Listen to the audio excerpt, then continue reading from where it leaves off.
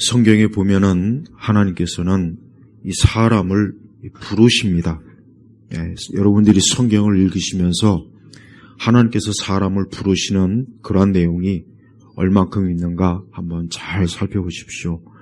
창세기에 보면은 아담과 하와가 범죄한 이후에 저들이 자신들의 죄의 그 부끄러움과 수치를 벌거벗음을 전 가려보려고 몰래 숨었습니다. 그때 하나님께서 아담을 찾았어요. 하나님이 몰라서 찾았겠습니까? 알지만 하나님께서는 아담을 찾았어요. 부른 거예요. 또한 아브라함도 역시 마찬가지예요. 하나님께서 아브라함도 부르셨어요. 그리고 또 하나님께서 우리 신약 성경에 보면은 대표적으로 누굽니까? 바울이 어땠습니까? 참 교회를 핍박하고 성도들을 핍박할 때 그가 다메섹 도상에 가는 길에 사울아 사울하고 그 사울을 불렀어요. 또 밤모섬에 있을 때 요한을 또한 부르셨죠. 그래서 성경에 보면은 하나님께서 사람을 부르십니다. 저는 이 부르심이 우리 기독교인들의, 우리 그리스도인들의 신앙생활에 아주 중요한 이 교리요. 이것이 우리 실천 신앙에 굉장히 중요한 거예요. 오늘 이 자리에 있는 우리 이 예배 자리에 있는 우리 성도들은 일단 하나님이 불렀다는 것만큼 확실해요. 부른 건 확실합니다. 그러나 하나님이 택한 거하고는 또 틀려요. 그러니까 우리가 하나님이 부르심이 있지만 진짜 하나님이 그 불렀다고 해서 그것이 택했는지는 또 다른 문제이긴 합니다. 하지만 그래도 일단 하나님께서 불렀다는 것, 또 그 부르심에 나왔다는 것은 이것은 정말 하나님의 축복은 분명히 사실이에요.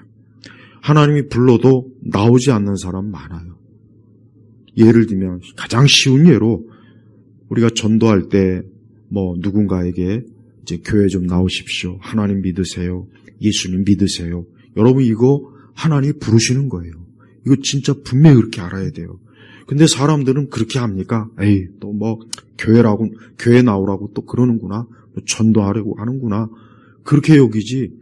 이게 하나님이 나를 부르신다는 생각은 사람들이 잘 못합니다.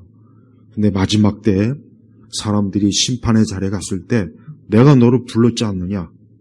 내가 그때 너를 분명히 나에게 오라고 불렀는데 너는 오지 않았어. 예수님이 분명히 그러실 거란 말이에요. 그래서 누군가로부터 예수님 믿으세요. 교회 나오세요. 이제부터 하나님 믿으세요. 만약에 이런 말을 들으면 이게 바로 하나님이 부르십니다 하고 명확하게 알아야 됩니다. 어떤 사람은 나도 좀 하늘에서 음성을 듣고 꿈에 누가 하나님이 나를 부르고 그래야 이게 부르심이지 그런 생각 가진 분도 있지만 그거는 잘못된 생각이에요. 하나님께서는 일반적인 부르심이 있어요. 부르심. 그래서 누군가의 권한 아니면 전도제를 통해서 또 심지어 어떻게 하다 보니까 설교 말씀을 듣는 가운데 이게 다 뭡니까? 하나님의 부르심입니다.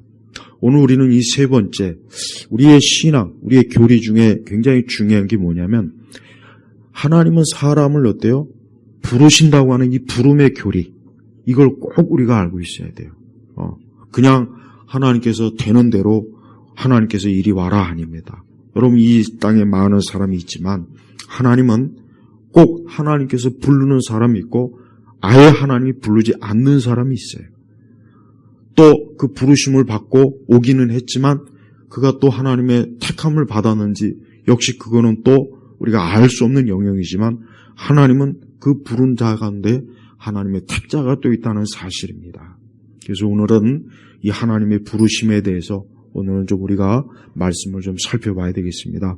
오늘 요한계시록 17장 14절에 보면은 여기 보면은 아주 중요합니다. 그들이 어린 양과 싸우겠으나 어린 양께서 그들을 이기실 것이니 여기서 그들은 누구를 말합니까? 하나님을 대적하는 적그리스도의 세력, 하나님을 거역하는 그러한 자들을 말하는 것이고 어린 양은 누굽니까? 예수님을 말씀하시는 거예요. 그러니까 그들이 어린 양과 싸우겠으나 그러니까 이 세대든 지나간 과거든 앞으로의 세대든 간에 우리가 이 영적인 이 세상과 보이는 세상은 즉 보이는 세상과 보이지 않는 이 모든 영역에서요, 이 하나님과 싸우는 대적들, 세력들이 있어요. 그들이 누굽니까? 바로 교회와 우리 기독교, 하나님을, 예수 그리스도를 부정하는 데들이에요. 이 자들은 마귀에게 속한 자들이고 사단일 것이고, 또 이 자들은 아주 여러 형태로 하나님과 교회와 말씀과 그리스도의 십자가를 부정하는 것이에요. 그러니까 그들은 지금도 계속 싸우고 있어요. 그래서 우리 성도들은 지금 이 땅이 우리가 보이는 어떤 전쟁만을 심각하게 여기지 말고 이 보이지 않는 영역에서의 전쟁, 계속해서 여러분 인류의 역사는 결국은 하나님과 이 마귀가 싸우는 거예요. 계속해서 싸우는 거예요. 그래서 이 계시록은 그냥 그러한 마지막 때의 싸움을 그저 극적으로 그저 알려주는 것 뿐이지, 지금은 안 싸우냐? 아니죠. 지금도 싸웠고 100년 전, 200년, 1000년 전에도 싸웠던 거예요. 그래서 계속 하나님, 예수 그리스도를 계속해서 대적하고 여러 형태로. 그래서 우리가 어떤 이 사회적, 정치적 여러 요소들을 볼 때 그냥 단순히 표면만 보지 말고 그 배후에는 항상 마귀가 있고, 또 이 인간사의 모든 배후에는 다 하나님이 역사한다는 걸 꼭 알고 있어야 돼요. 자, 그렇게 싸우는데 어린 양께서 그들을 이기실 것이니, 이긴다고 했어요. 진다는 말씀이 없습니다. 성경 어디에도 하나님께서 마귀와 이 세상에 진다는 말씀은 한 구절도 없어요. 무조건 이기게 돼 있어요.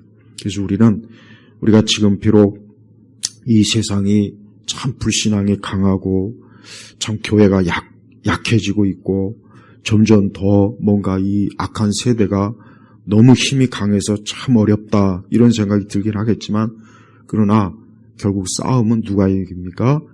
하나님께서 이기십니다. 그래서 오늘 말씀에도 분명히 어린 양께서 그들을 이기실 거니 이는 그분이 만주의 주님이며, 그러니까 세상 모든 일에 우리 예수님께서 주인이에요. 주인. 절대 마귀와 이 세상이 주인이 될 수가 없어요. 그런데 저들이 주인 노릇을 지금 하는 거예요. 우리가 주인이야, 내가 주인이야. 계속해서 자기가 주인이 아닌데 자꾸 주인 노릇을 하려고 하는 거예요. 그게 뭡니까? 하나님을 대적하는 거예요. 그래서 모든 세상의 다른 종교들은 다 뭐냐? 하나님이 주인인데 자기가 주인 행세를 하는 거예요. 그래서 우리는 다른 종교를 볼 때 일반적으로 보지 말고, 야, 저 종교는 사실 참 종교도 아니고 참 그 생명의 길이 아닌데 자기가 저렇게 주인 노릇을 하는구나. 여러분, 그 통일교, 제가 지난주에 얘기했지만은 뭐 통일교 뿐이겠습니까? 많은 이단도 그렇죠, 다른 종교도 그렇죠. 가만히 보면은 아니 하나님께서 하시는 일이고 하나님께서 주관하는 건데 마치 자기들이 하는 것처럼, 자기들이 주인인 것처럼 행세를 하더라고요. 그리고 사람들은 또 거기에 꾹뻑 속아가지고 그 앞에서 두려워 벌벌 떨고 그래요. 그럴 필요가 없는데, 그렇게 하면 안 되는데 그러는 거예요. 그래서 우리는 만주의 주님이며 세상 모든 일에 있어서 우리 예수님이 주님이다 하는 것을 알아야 돼요. 또 만왕의 왕이시기 때문이다. 요한계시록 17장 14절에요. 만왕의 왕이시기 때문이다. 여러분, 세상 통치자들, 대통령이 되었건 총리가 되었건 수상이 되었건 또 옛날엔 또 왕도 있었죠. 이 모든 사람들이 꼭 알고 있어야 될 게 있어요. 자기들 위에 누가 있습니까? 하나님이 계신 거예요. 예수님이 계신 거예요. 그래서 예수님은 말 그대로 왕 중 왕이시래요. 사실 이 땅의 통치자들이 우리 예수님이 왕이시라는 걸 인정하고 예수님이 자기 위에서 자기에게 권세를 줬다는 걸 좀 알고 통치한다면 참 얼마나 세상이, 이 나라와 국가가 참 좋을 텐데. 근데 그렇지 않습니다. 물론 지금은 그렇지 않지만 옛날 유럽의 중세시대나 유럽이 그래도 한때 기독교가 막 전성기였을 때 그 왕이 마지막으로 가장 중요하게 여기는 게 뭐냐? 그것은 바로 자기가 하나님께로부터 권세를 부여받았다는 그 의식이 가장 중요한 거예요. 만약에 그걸 하지 않으면은 그 당시에는 일반 백성들이 안 따라요. 저 사람은 하나님께로부터 인정받지 못한 사람이야. 그러니까 진정한 왕이 될 수가 없어. 그래서 그 당시에는 유럽이 한창 기독교가 왕성할 때는 하나님의 최종적인 그 권세를 부여받아야 저 사람이 왕으로서 권위가 세우고 백성들이 거기에 순종하는 거예요. 미국의 대통령 취임식 할 때 보면은 성경 위에 손을 올려놓는 게 그 전통을 이어받은 거예요.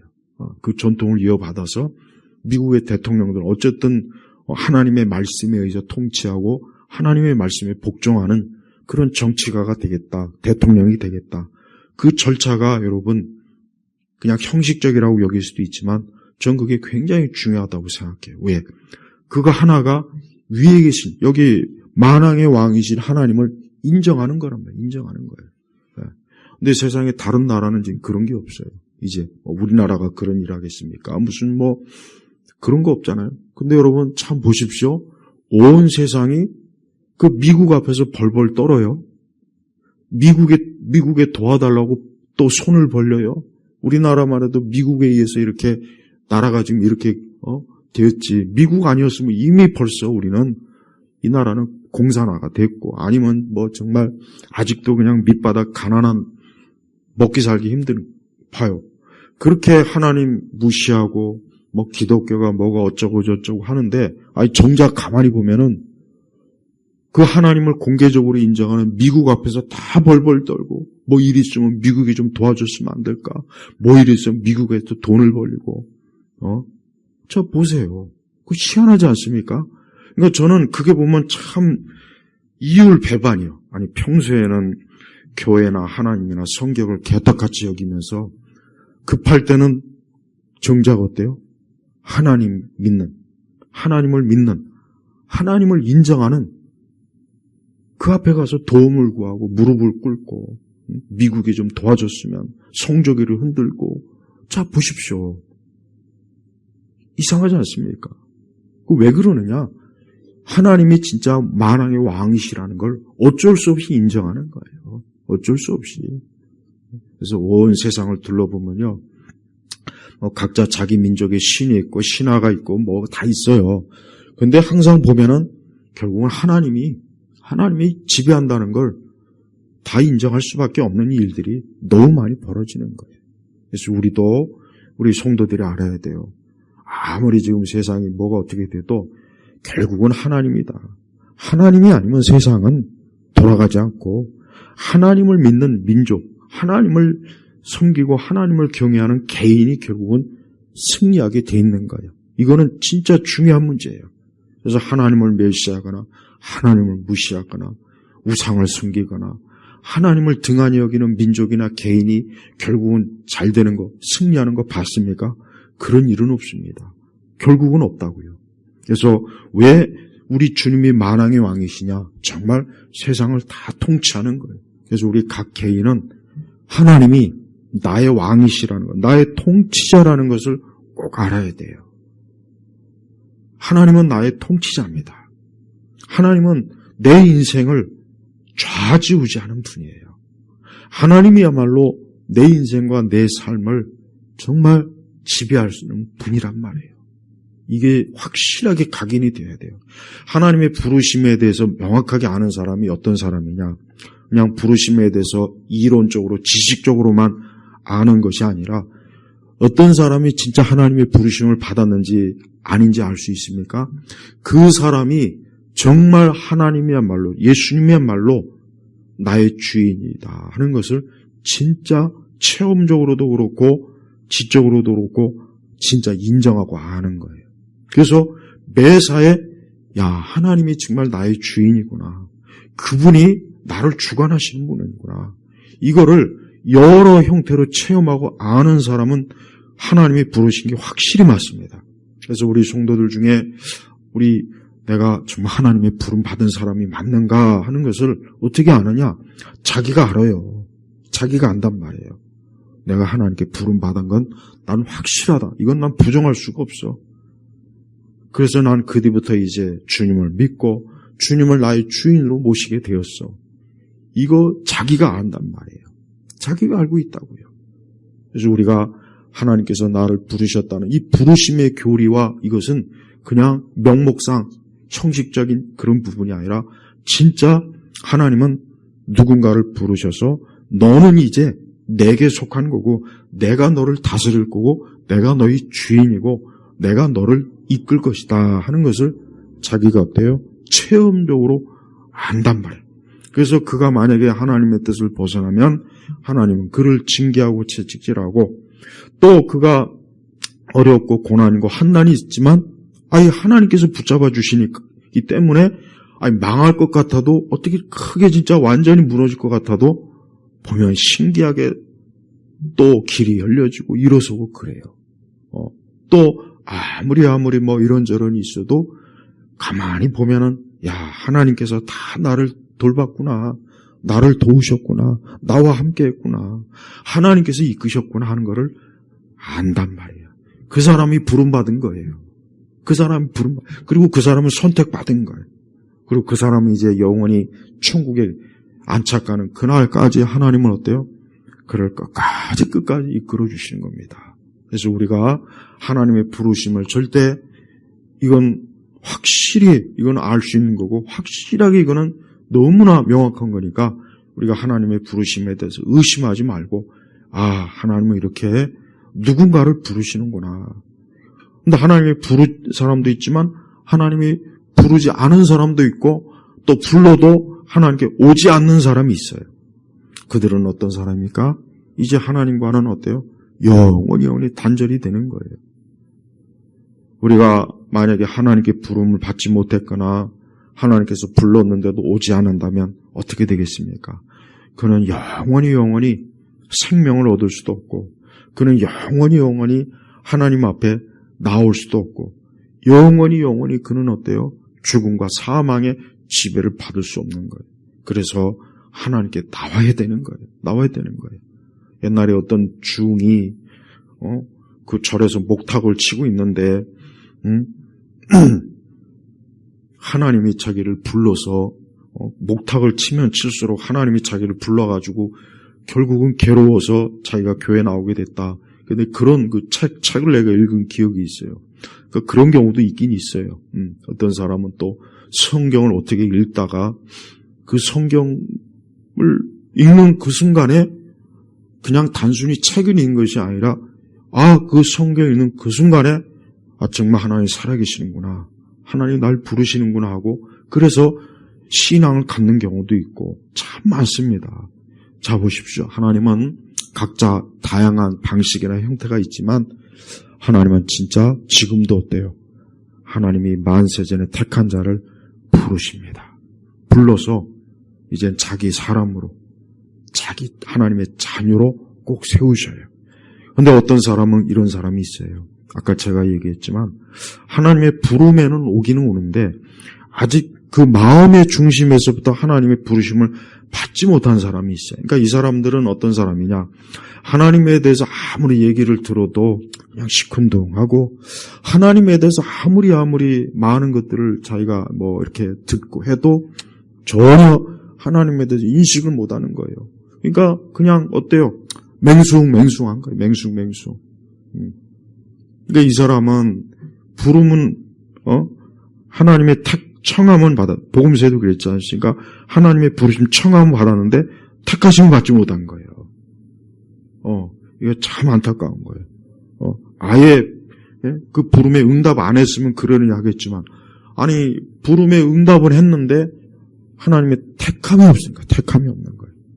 우리가 이 부분은 여기까지는 참 우리가 사람이 알 수가 없어요.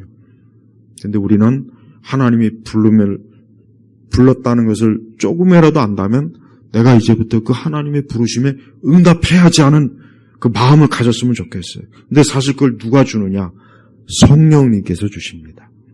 성령 하나님께서 하나님이 나를 불렀구나 하는 것을 알게 하시고 깨닫게 하시고 체험하게 하십니다. 그래서 우리가 하나님께서 나를 불렀다 했을 때 내가 어떻게 해서 이렇게 하나님의 부르심을 알 수 있을까? 어떻게 아느냐? 성령 하나님께서 하나님이 나를 불렀구나. 그거를 알아가지고 그 부르심에 도저히 어때요? 저항을 할 수 없는 거예요. 그래서 이제 확실하게 그 부름을 이제는 어때요? 이제 받아들이고 그리스도 앞에서 살아가게 되는 것입니다. 그러니까 하나님께 부름받은 사람은 달라요. 하나님께 부름받은 사람은요, 절대 그 하나님하고 이제는 헤어질 수가 없어요. 왜? 그가 아니까. 근데 하나님께 부르심을 받지 못한 사람, 택함을 받지 못한 사람은 하나님과 결국은 헤어집니다. 결국은 헤어져요. 그래서 우리가 하나님의 부르심을 확실하게 알고 그 부르심에 응답을 해야 돼요. 응답. 그래서 우리의 신앙 고백이라는 것, 믿음의 고백이라고 하는 것은 뭐냐? 그 부르심에 내가 답을 하는 거예요. 그래서 주님이 날 부르실 때 내가 여기 있습니다. 주여. 내가 여기 있나이다. 우리는 우리 마음의 중심에서부터 우리 주님이 날 부르셨을 때 주여 내가 여기 있습니다. 내가 여기 있습니다. 주여 주께서 나를 아시고 내가 주님을 이제 알게 되었습니다. 이제 그때부터 이제 하나님과 어때요? 이제 동행하는 거예요. 그래서 우리는 매 순간 하나님을 절대적으로 참 하나님과 이제 그 부르심에 화답하는 그 부르심에 답하는 그런 인생을 우리가 사는 것, 그것이 사람에게 있어서 가장 큰 축복입니다.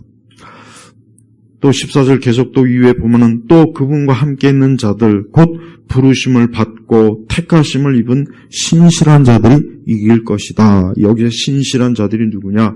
성도들, 그리스도인들을 얘기하는 거예요. 성도들과 그리스도인들을 얘기하는 거예요.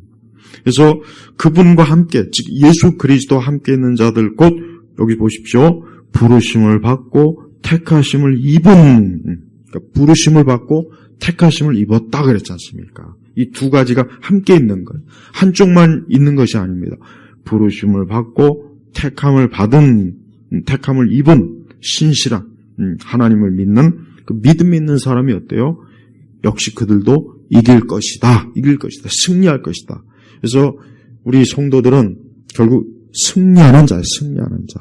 신천지가 지들 멋대로 뭐 자기들이 이긴 자니 뭐니 하도 그 정신 나간 소리 해야 되는데 그들은 마귀에게 속한 자들이에요. 마귀. 통일교건 신천지건 이단들은요. 그들은 궁극적으로 이 마귀 악령에 속한 자들이에요. 그래서 그들은 절대 자기들이 지금 아무리 자기들이 진짜 자기들이야말로 말 그대로 가짜가 아니 진짜다. 자기들이야말로 자기들에게 와야 구원을 얻는다, 생명을 얻는다. 여기 와야 그런다.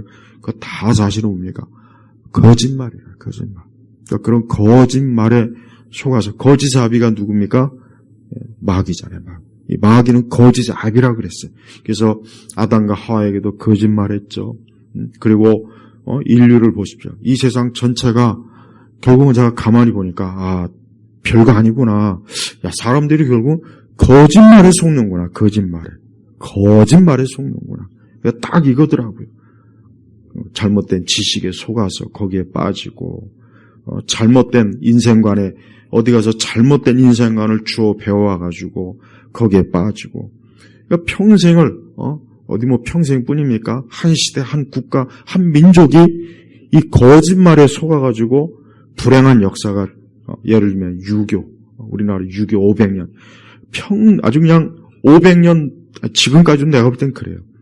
그 유교 성리학의 거짓말에 속아가지고 우리 조상들이 거지같이 살고 더럽게 살고 지저분하게 살고 그뿐입니까? 그로 인해서 얼마나 많은 우리 인간의 육신의 삶에도 불행이 오고 저주가 오고 말도 못해요.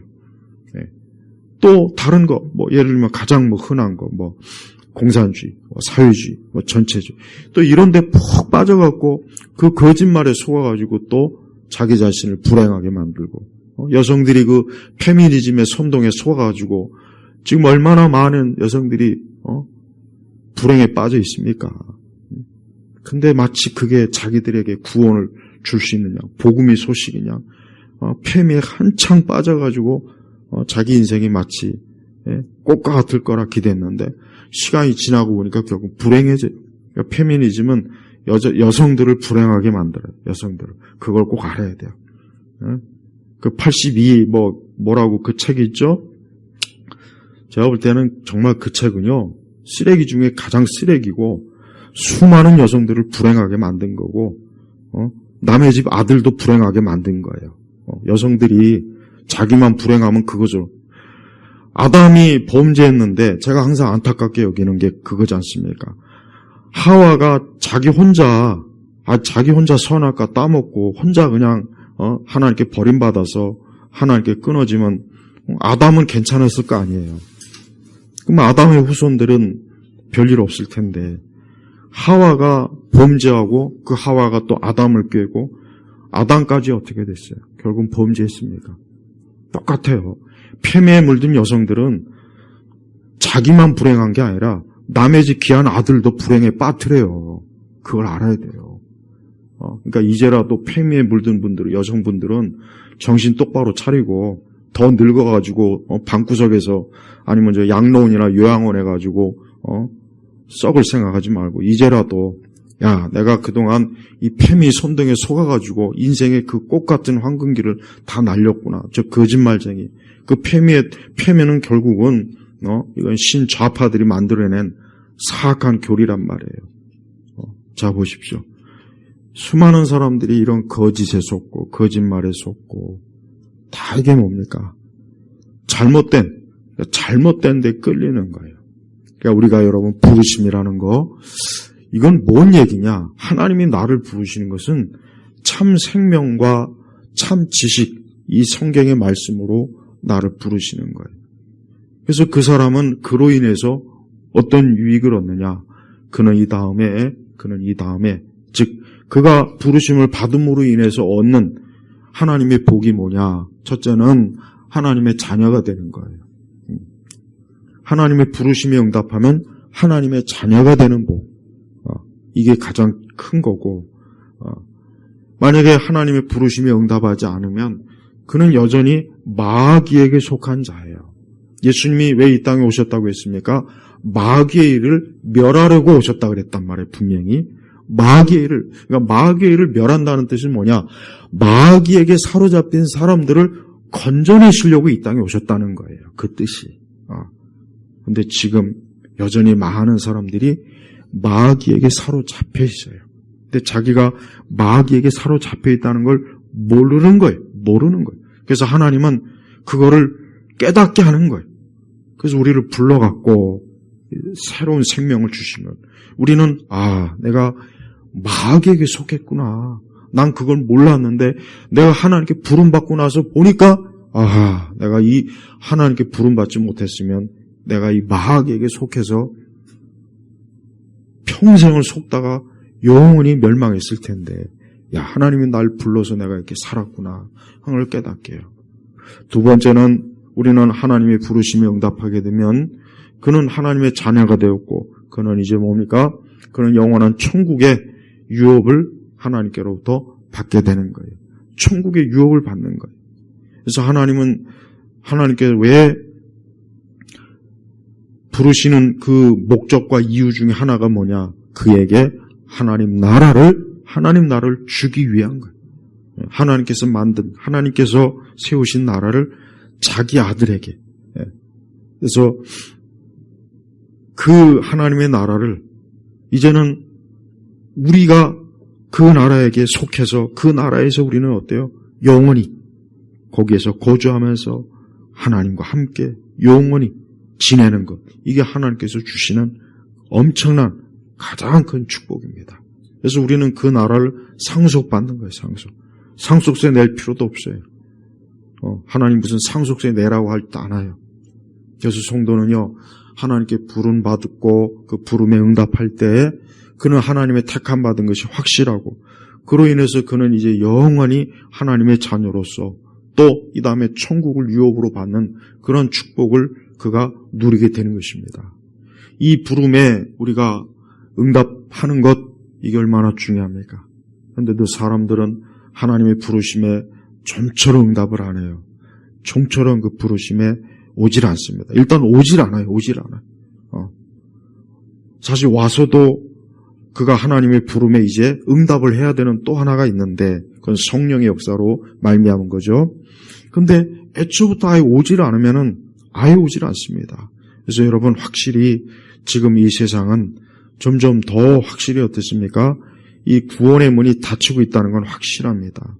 예수님께서 바로 문 밖에 계시는데도 사람들은 어때요? 예수님께 안 오려고. 길을 쓰고 안 오려고 합니다. 저는 그게 얼마나 참 영적으로 비참하고 얼마나 그게 불행하고 악한 것인지를 좀 사람들이 안다면 그것이 사람이 저지를 수 있는 가장 인생의 최대 실패가 우리 주님의 부르심에 오지 않는 거라는 걸 좀 알았으면 좋겠어요. 그 부르심에 오지 않음으로 말미암아 그들이 얻는 대가는 뭡니까? 그들은 영원히 정죄에 빠지는 거예요. 영원히 하나님의 정죄. 너는 죄인이다. 너는 영원한 죄인이다. 넌 용서받지 못하고 너의 죄를 씻지 못한 그 영원히 그 정죄에 빠지게 돼요. 그 죄를 씻지를 못하는 거예요. 그래서 그는 여전히 부정하고 하나님과 원수되고 여전히 하나님과는 계속해서 어때요? 적대적인 관계로 인생을 계속 사는 거예요. 또한 그는 그것으로 끝나는 것이 아닙니다. 하나님 그들에게 영벌을 주셔요. 영벌. 그래서 성경은 영생과 영벌이라고 분명히 표현했어요. 일시적인 게 아니에요. 잠깐만 벌 받고 잠깐만이 아니라 영벌. 영원히 하나님께서 어때요? 그들에게 벌을 주시는 거예요. 이게 지옥의 형벌이에요. 여러분 우리는 이런 말씀을 우리가 흘려들으면 안 돼요. 모든 사람은 하나님의 부르심에 응답을 하지 않고 하나님의 부르심에 화답하지 않으면 그는 영원한 벌을 받는다는 것을 꼭 알아야 되는 것이에요. 성경은 거기에 대해서 모호하게 표현하지 않고 아주 분명하게 그래서 사람이 하나님께 부르심을 부르렀는데 안 온다거나 하나님의 부르심에 응답을 하지 않았을 경우 그에게 이제 남은 것은 영벌에 처하는 것밖에는 없다는 것을 반드시 알아야 됩니다. 그래서 우리 그리스도인들은 우리 기독교는 사람을 하나님이 부르신다 하는 이 중요한 교리를 확실히 알고 있어야 돼요. 그냥 어떻게 하다 보니까 내가 교회 다니고 어떻게 하다 보니까 내가 하나님 믿게 돼 있어요. 아니에요. 그렇게 얘기하면 안 되는 거예요. 그게 바로 뭡니까? 교리를 배우지 못해서 그런 거예요. 그렇게 무식하게 표현하는 것 자체가 얼마나 이 성경의 교리를 배우지 못하면 저렇게 표현할까? 안타까워요. 교회에서 가르치지 않으니까. 우리는 하나님이 날 부르셨다. 콜링. 보통 영어에 서양 사람들은 그렇게 표현해요. 하나님이 날 불렀어요. 내가 하나님 앞에 나올 생각도 없었고 나는 교회 다닐 생각도 없고 예수님 믿을 생각은 아예 꿈도 꾸지 않았는데 어느 날 하나님이 날 불렀습니다. 그분이 날 부르셨어요. 그래서 내가 그분의 부르심을 받고 주 앞에 나왔습니다. 하나님 앞에 나왔습니다. 그 뒤부터 나는 이제 하나님의 자녀가 되었고 그 뒤부터 나는 이제 하나님과 동행하게 되었고 그 뒤부터 나는 이제 이 세상과 저 원수 마귀하고는 딱 손을 끊었습니다. 바로 그렇게 말해야 되는 거예요. 그래서 하나님의 부르심이 없는 사람은 참 가장 중요한 것을 지금 놓치는 거예요. 이 세상에 가장 중요한 게 뭡니까? 사람에게 있어서 제일 중요한 것은 하나님께 부름 받는 거예요. 하나님께 부름 받지 못하고 오래 살아봐야 무슨 소용이 있습니까? 그 오래 산다는 건 그만큼 하나님이 기회를 아직 주신다는 거예요. 그러니까 사람이 오래 산다는 거는 어떻게 보면 하나님의 축복이 맞아요. 왜? 그가 오래 살면서 하나님이 그에게 부를 수 있는 기회가 있다는 거 아닙니까? 시간이 있다는 거예요.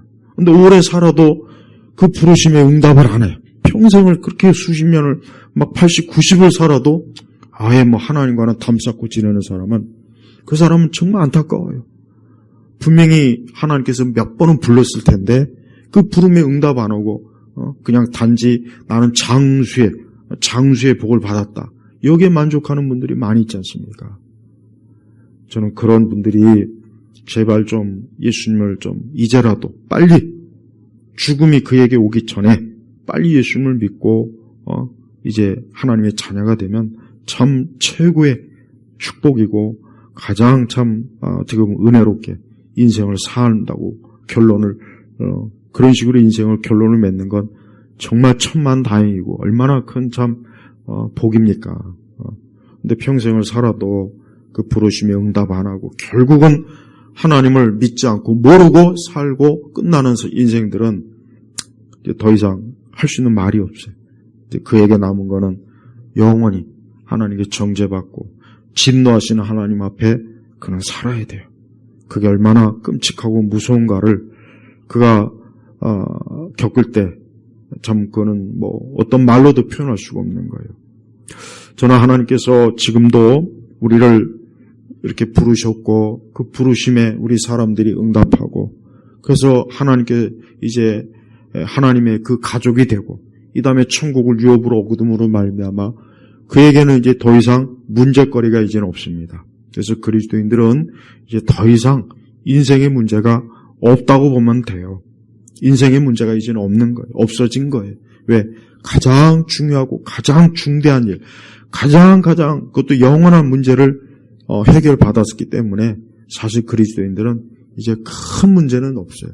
다만 이 땅에 살면서 우리는 거쳐야 될, 이 땅을 살면서 거쳐야 되는 그것만 우리가 잘 믿음으로 대처하고 또 기도로 대처하고 말씀으로 대처하고 인내하고 꾸준하게 인내하고 또 하나님을 향해서 하나님을 향한 열심을 가지고 열심. 성도들이 신앙생활 조금만 하면은 제일 문제가 뭐냐? 열심이 없어져요. 열심. 세상 열심은 많아지는데 영적인 열심은 자꾸 없어져요. 그게 참 문제예요. 그거. 그 영적인 열심을 잃어버리면 안 돼요.